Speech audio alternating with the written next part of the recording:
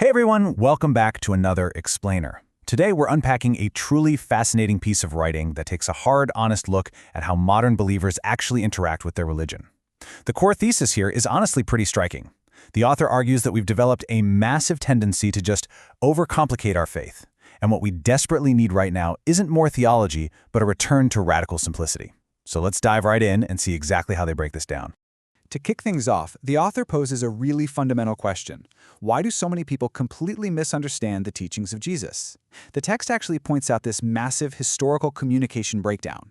The author notes that when you're reading through the Gospel of John, it actually gets almost frustrating. You're watching people stand right in front of Jesus. They hear him speak, they watch him move, and yet it goes right over their heads. They consistently miss the spiritual point staring them right in the face. Here's our roadmap for today's Explainer. We're going to look at heavenly words versus earthly ears, distinguish between childlike and childish faith, see why Jesus called the unqualified, examine miracles as signposts, and finally, discuss returning to simple trust. Let's get right into it. Part 1. Heavenly words, earthly ears. So the source material describes this fascinating and honestly somewhat comical pattern of literal misunderstandings just scattered all throughout the Gospel of John. It's like Jesus is speaking on one wavelength and humanity is tuned into an entirely different radio station. Look at how perfectly this communication gap maps out with these three examples from the text. First up, Nicodemus.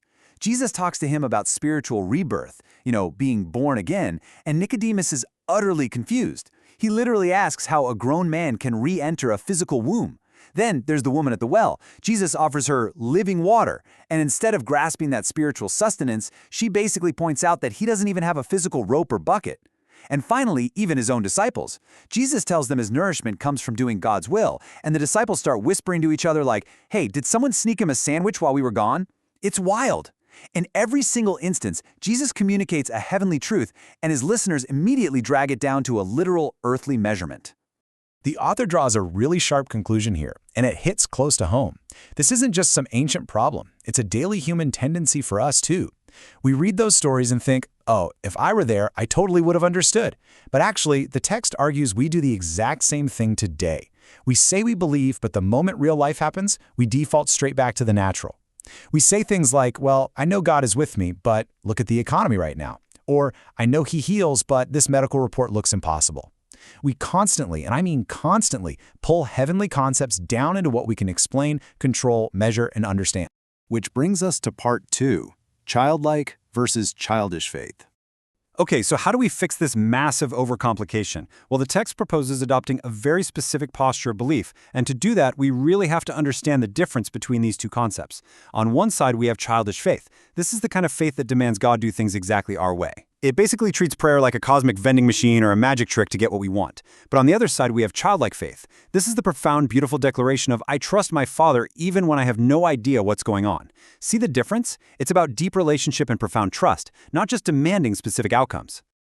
The author brilliantly illustrates this concept using a totally relatable analogy from their own life, the milk in the fridge. Just think about little kids for a second. They have absolutely no idea where milk comes from, right? They don't know about dairy farms or pasteurization or complex grocery store supply chains or the utility bills required to keep the fridge running.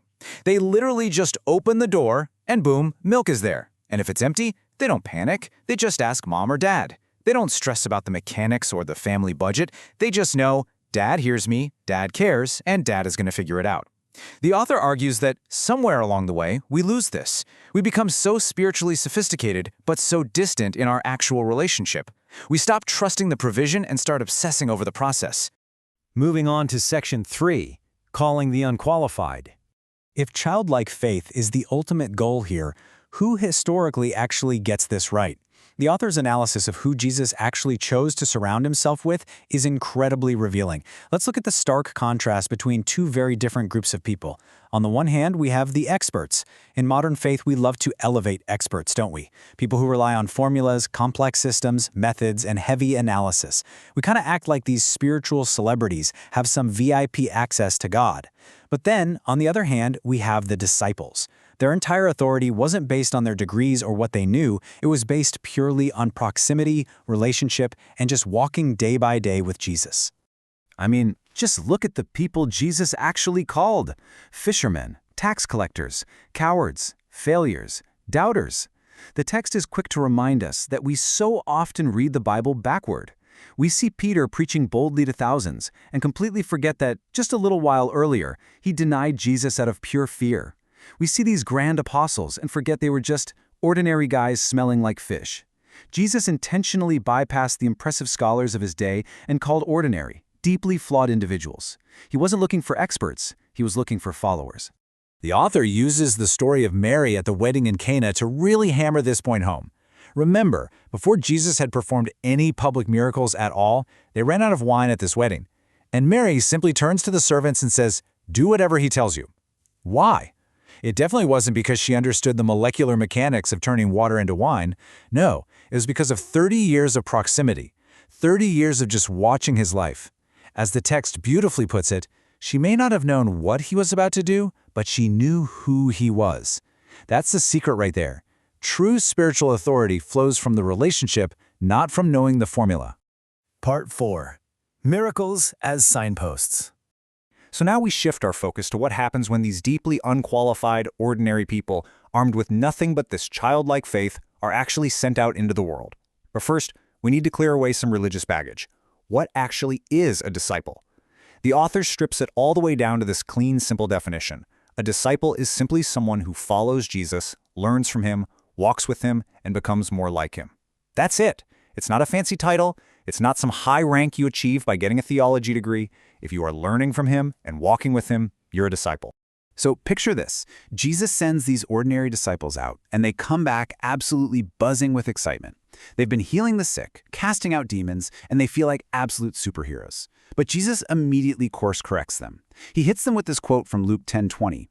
"Don't rejoice because evil spirits obey you. Rejoice because your names are registered in heaven." The author highlights this as a really vital caution for us. Jesus is basically warning them, and us, not to let the amazement of the power become bigger than the core relationship itself. The text uses such a brilliant metaphor here to explain this. Think of a miracle as a signpost. The miracle is just the sign. It is absolutely not the destination. The actual destination is the relationship with Jesus. I mean, think about it. A signpost is completely useless if you walk up to it, stop, and just stare at the sign instead of actually continuing on to where it's pointing. The author makes it clear that every miracle, every answered prayer, is just an arrow. It's an arrow pointing right back to him. And that brings us to our final section, returning to simple trust. To distill this entire message into a final practical call to action, the author points to the story of the formerly blind man in John chapter 9. The religious leaders, the Pharisees, are just aggressively interrogating this poor guy. They are arguing complex theology, demanding detailed explanations, and dissecting the exact how and why of his healing. And the man, he just cuts through all of that sophisticated debate with this undeniable bedrock statement. "I don't know all that. All I know is I was blind and now I see." This is the ultimate example of what we're talking about today. It's an undeniable, incredibly simple experience that completely bypasses the need for theological overanalysis.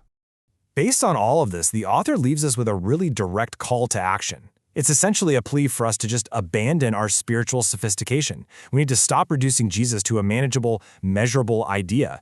We need to stop turning a living, breathing relationship into a set of dry mechanics and formulas. And we really have to let go of this exhausting belief that we need to be impressive spiritual superstars for God to use us or love us. The ultimate call here is incredibly simple. Come close again. Just trust him the way a child trusts a good parent. And so, I'll leave you with this final, provocative thought derived directly from today's source material. In your own life, right now, are you trusting the mechanics, or are you trusting the relationship? Are you obsessing over the supply chain of how the milk gets into the fridge, or do you simply trust that the Father cares and will provide? It's a pretty powerful question, isn't it? It really challenges us to stop overcomplicating things and return to a profound, childlike faith. Well, thank you so much for joining me for this explainer, and I really hope this leaves you with something meaningful to reflect on today.